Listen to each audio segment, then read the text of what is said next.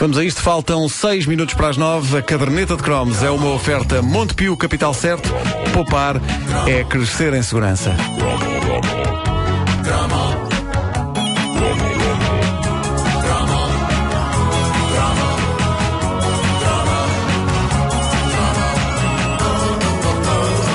Material sagrado, hoje na caderneta de cromos. Vou requerer a tua ajuda, Vasco Palmeirinho. E eu cá estou. O Vasco está louco com isto. Sabes, há bocado dizias, muita gente pediu. Eu não pedi, mas eu gosto de pensar. Sonhavas. Eu gosto de pensar que tu leste a minha mente e sabias Claro. coisas que eu próprio não sabia. Claro que sim.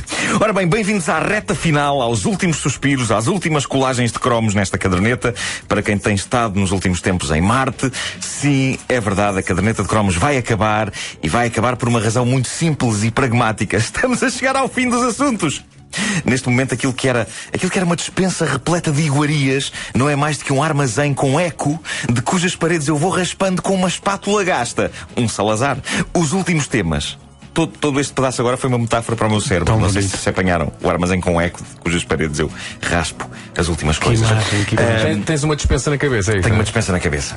Tenho. A verdade é que é um espanto que tínhamos chegado aqui. Quando começámos esta rubrica, nunca suspeitámos que haveria tantas memórias da nossa infância e juventude. Eu lembro de conversas nossas no início em que tu dizias, Pedro Ribeiro, isto vai acabar um dia. Vai acabar. E tu dizias, mas há imenso material, há imensa coisa. Nós estamos com 1100 e tal cromos e boa parte dos assuntos abordados neles eu devo-os à entusiástica comunidade de fãs que a caderneta de cromos reuniu desde o início e que fez desta rubrica a mais importante da minha vida radiofónica. Foi uma jornada alucinante e por isso não queremos terminá-la de maneira banal. E portanto o que vai acontecer é que durante esta semana eu vou apresentar os últimos cromos inéditos da caderneta e durante esta semana no site da Rádio Comercial está a decorrer a eleição dos cromos preferidos dos ouvintes. Vão lá, escolham 10. Na próxima semana iremos revisitar esse top 10 dos ouvintes e terminar de vez a caderneta de cromos. E no dia 24 começa toda uma nova rubrica de que falaremos brevemente e agora é hora de irmos fechando este estaminé em beleza. Há um cromo que eu ando há que tempos a prometer então aos nossos ouvintes e há uma razão forte para ainda não o ter feito. É um cromo que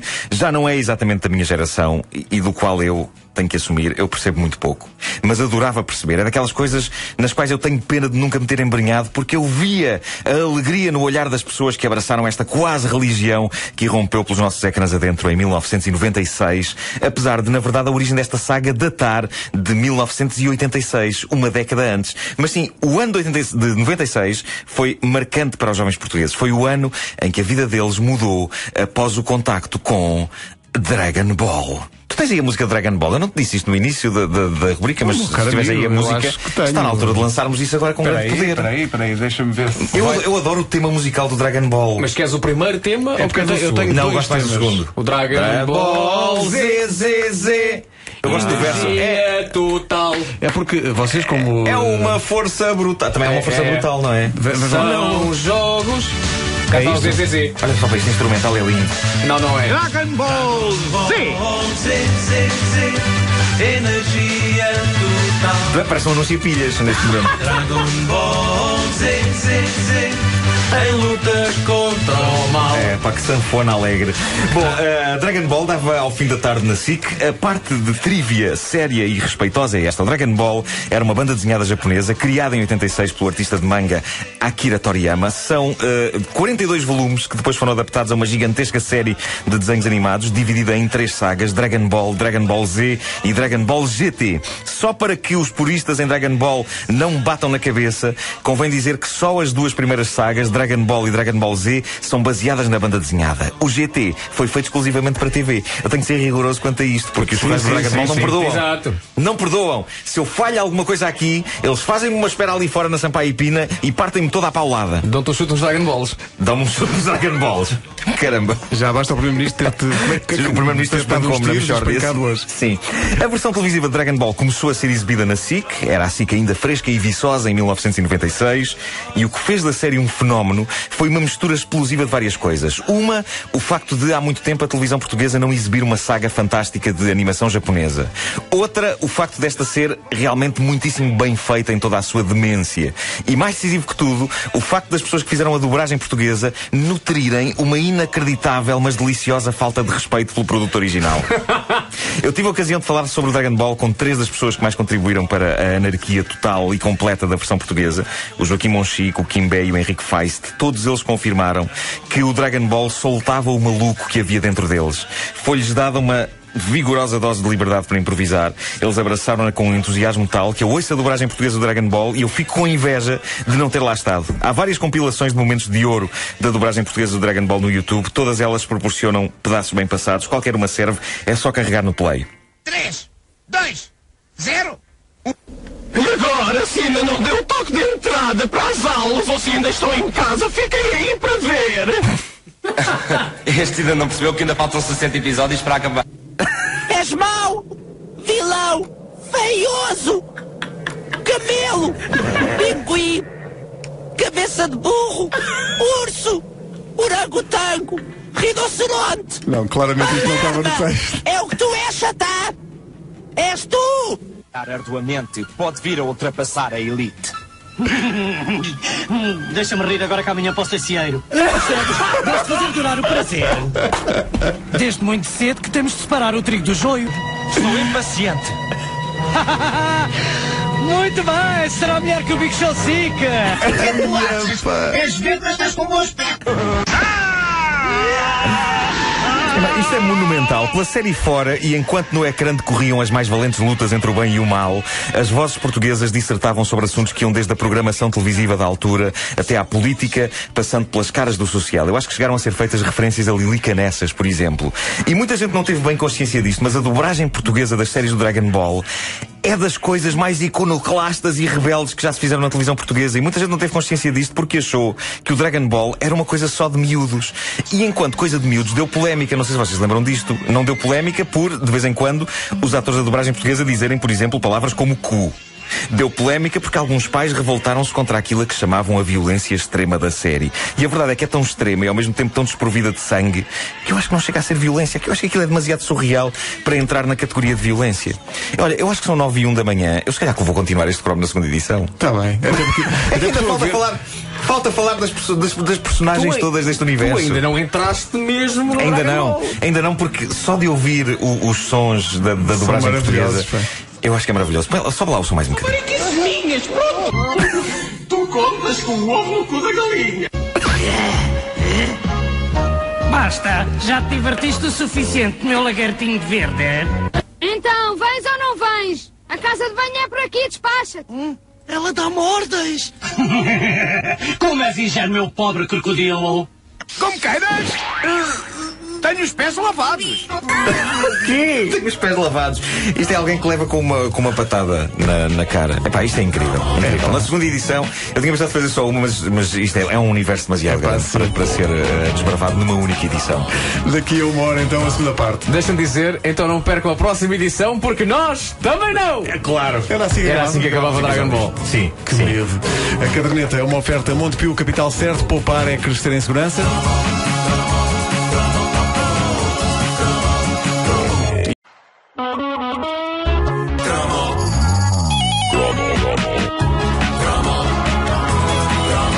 A caderneta de cromos é uma oferta Montepio, capital certo. Poupar é crescer em segurança.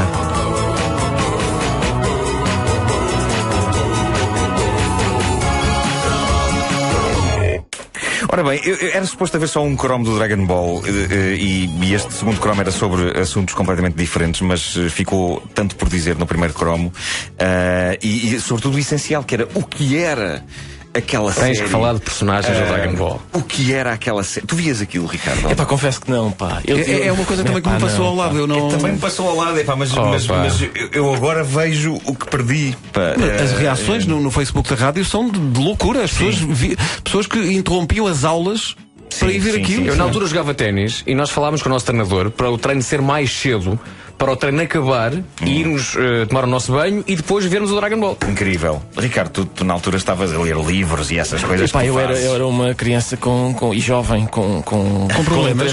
Não, interesses variados, como por exemplo o futebol, hein? Também futebol. Gostava muito de futebol. Mas já estavas na faculdade nessa altura, não estavas? Se calhar já. 96, 97? Nessa altura não, nessa altura já era futebol. Bom, uma das minhas grandes dificuldades como pessoa inculta no Dragon Ball sempre foi perceber aquela narrativa. E por isso eu ontem fui ao bom velho Facebook da Caderneta de Cromos pedir ajuda à boa velha comunidade de fãs. Eu pedi: por favor, resumam-me o melhor que possam o que raio se passa ali. Se eu pedisse isto, como é que tu conseguis resumir assim, de uma forma breve? Porrada. Sim. Contra seres estranhos. Sim. Em que os bons da fita também são seres estranhos. Sim. Com nomes estranhos. E há bolas de cristal. Ok. Eu encontrei algumas... Como é que isto não havia de pegar? Eu encontrei algumas respostas fascinantes. Por exemplo, temos a malta que não tem tempo a perder no Facebook da Caderneta de Cromos, como o Jorge Góis, que diz... Ele resume assim a série: havia um gajo que era o Son Goku e que salvou o planeta várias vezes. No fim morreu. Ok. Simples, direto, ótimo. Depois temos a visão dos leigos, como a Maria Mariquitas, ouvinte nossa, que diz: não faço a mínima ideia da história, mas adorava ouvir a minha vizinha dizer: ai menina, tenho de ir que está a começar o Dragão das Bolas. Parece um programa desportivo do Porto Canal. O Dragão das Bolas, com o Ricardo Couto. Bom, mas isto mostra a dimensão da coisa. Eu acho que houve donas de casa que começaram a ver o Dragon Ball como se fosse uma telenovela. Na altura não havia telenovelas à tarde, não é? Acho que não estava... Essas donas de casa imediatamente mudaram de penteado. Sim, para seguir claro, a linha das... Havia a Banqueira do Povo e o Dragon Ball. Era só escolher. Eu gosto do resumo do Jorge Santos. Ele resume a primeira série como: era uma vez um puto com cauda. Ele tinha uma cauda. Tinha uma cauda, o Son Goku tinha. Eu gosto de deixar a coisa no ar, nem preciso que me expliques porque é que ele tinha uma cauda. Não vale a pena, tinha uma cauda. Era uma vez um puto com cauda que desata a partir tudo para encontrar 7 bolas de cristal. Exatamente. Isto é a primeira série. Segunda série: o puto cresce, perde a cauda e tem de dar ao pedal porque tudo o que é alienígena desata a partir tudo. É verdade. Era isto, não era? Era. E havia lutas que duravam semanas e semanas. Era como, lembras-te dos desenhos animados do Tsubasa? Cada contra-ataque eram 4 episódios. Eu não vi também esse. Não, Tsubasa. Se sair, lá está, mete bola. Oliver e Benji. Sendo que a bola demora de facto uma semana a ir de uma área à outra. O Bruno Pereira diz: era o do futebol. Era, e cada remate depois a bola ficava em forma de ovo. Lembro? Sim. Mas eu lembro-me, eles não chutavam muito a bola uns para os outros. Não. Punha a bola nos pés e ia a correr pam, e aquilo durava imenso tempo até ele atravessar o campo, não é? E o campo nessa altura era a subir. O campo era a subir, claro. E às vezes entre a bola ir do pé do jogador até à baliza, o jogador que remata faz uma introspeção de meia hora. Sim. Havia vozes off longuíssimas. Era incrível. O Bruno Pereira diz: é a história de um extraterrestre que tinha um rabo de macaco que lhe foi cortado, anda à porrada com meio universo e fica loiro quando se chateia, fica com o cabelo comprido quando se chateia muito e fica parecido com o Tony Ramos quando está mesmo lixado. Este resumo para mim é o melhor. Ele ficava loiro quando era super guerreiro. Sim. Ficava o cabelo ainda maior quando era... Mas loiro? Loiro. Ok. Acho que era... Já não lembro qual que é. E depois ficava com o corpo coberto de pelos? Já não lembro. Nomes familiares de quem via a série, eu estive a pesquisar. Vegeta, o irmão do Son Goku. Não eram irmãos. Era o irmão. Epá, eu li que era irmão. Eram rivais. Eram rivais, mas não eram irmãos. Acho que não eram irmãos. Não. Eram só muito próximos, como a Suelen e a Pamela. E o Mestre Kamé? Havia um Mestre Kamé? Havia o Mestre Kamé. E a tartaruga não sei quê? A tartaruga genial. Sim. Coraçãozinho de Satã. O Freezer. O Freeza, sim, que foi o primeiro, o mal da fita. Tu levavas isso muito a sério. Levava, claro. Mas o melhor... E mesmo assim conseguia ter namoradas. Epá, é incrível. Ele é o geek de sonho, porque consegue dedicar o seu tempo a temáticas como o tamanho do cabelo das personagens do Dragon Ball à medida que se vão irritando. Sim. E mesmo assim conseguias ter ação com miúdas. Olha, tenho agora a informação que sim, são irmãos. De facto, o Vegeta e o Son Goku são irmãos. Era como o Thor e o outro, e o Loki. Chegou agora à nossa mesa de trabalho e a informação Por amor de Deus, por amor de Deus. O Freezer, de acordo com a nossa ouvinte Mafalda Oliveira, é roxo e fala fininho. Havia o Cell, que é verde e come pessoas com a cauda. Mas o melhor vilão de todos era o Bubu. Não te falam do Bubu? Diz a Mafalda, o Bubu é um pudim de morango. O Bubu era genial. O que é um pudim de morango? Há uma explicação para isto. O Bubu era uma espécie... Lembras-te do Homem Marshmallow do Caça-Fantasmas? Sim.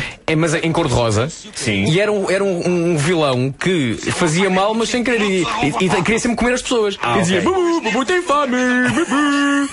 E era o Monchique que fazia. Era o Monchique que fazia. Exatamente. Ele dizia, Bubu tem fome. Bubu tem fome. Sim. E era o Bubu bom. Nessa altura era o Bubu bom. E depois fica um Bubu mau, já muito mais magro. Mas não era um Bubu que só existia no Vem aí piada. É que nos meses quentes depois estraga-se o Bubu. O quê? Como Ferreiro Rocher, pá, mas continua. Acho que ele quis fazer uma coisa entre bombom e bubu. Bom, e havia Obrigado, Nuno. a fusão. Eu perguntei no Facebook da caderneta o que era a fusão. Havia o grito, não era? Era fusão! O Fusão, sim. Eles a dada altura percebem que sozinhos o Son Goku e Vegeta não conseguem ter o poder para bater o. Acho que ou é o Cell ou é o Bubu, já não acho que é o Cell. Sim. Então eles fundem-se e fazem uma coisa chamada Fusão! O nosso ouvinte André Ravas diz: duas personagens faziam uns pés de dança amaricados e transformavam-se temporariamente num só. É verdade, é verdade.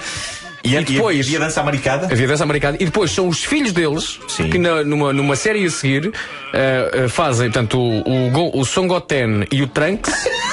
Pá, cala-te, pá! Tudo bom, é verdade. Isso, o Son Goten e o tudo na cabeça. eu ocupo um espaço cerebral com isto. Incrível. O Son Goten e o Trunks, que pequenitos fazem essa fusão para ganhar, para bater um vilão que já não lembro do nome. Pá, Vasco, isso é Seria o fascinante. Bubu? Seria o Isso Bubu. é fascinante. Acho que era o Bubu, era. Põe lá aí o som, deixa-me ouvir. Afinal, isto nem se compara aos compactos que nós vimos na 5 de boxe. Nem se compara aos compactos que vemos na SIC de boxe.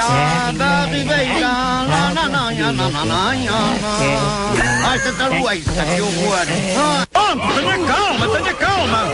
Coitada da criança, fala que tem uma dentição rija. Parece uma mulher só precisa de plásticas. Opa, isto é fascinante. Atenção, sim. Só assim que parece, parodiante. Uma carícia não burro. Se bateres com força, levas uma palmada. O que é isto? Era o mítico António Montes. Epá, incrível. Lembra agora do Hércules? Era aquela figura grande. Grande, com um cabelo enorme, parecia o Serafim Saudade, mas com bigode à Village People. Uma coisa é certa, o fervor gerado na juventude portuguesa com o Dragon Ball resume-se bem no que diz o nosso ouvinte José Moraes. Diz ele, e tu irás rever isto de certeza, Vasco, ele diz: na minha universidade, nas horas a que davam os episódios, mais ou menos às 17h30, estavam 10% dos alunos na sala de aula e os restantes nos cafés, colados à TV. Olha, está lançada a polémica. Ui. Vegeta e Son Goku são irmãos ou não? Ok, Há quem diga que sim, há quem diga que não. Sim. E diz a Flávia e o Adolfo Mas é uma Marrocos. coisa que se sabe, não é? Eu sei que sou irmão da minha irmã. Diz ele, o Son Goku e Vegeta não eram irmãos, eram da mesma raça. Mas o Vegeta era filho do rei do planeta dos guerreiros do espaço e o Son Goku era filho de um soldado. Ah, pronto. Então não são compatriotas. Não só, A não ser que tenham a mesma mãe. E a mãe era. Era de qualquer maneira um miúdo muito sossegado. Vegeta só. Está lá.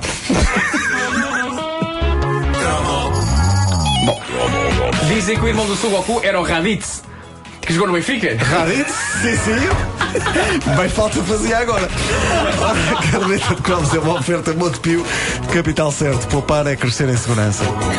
Eu desse lembro.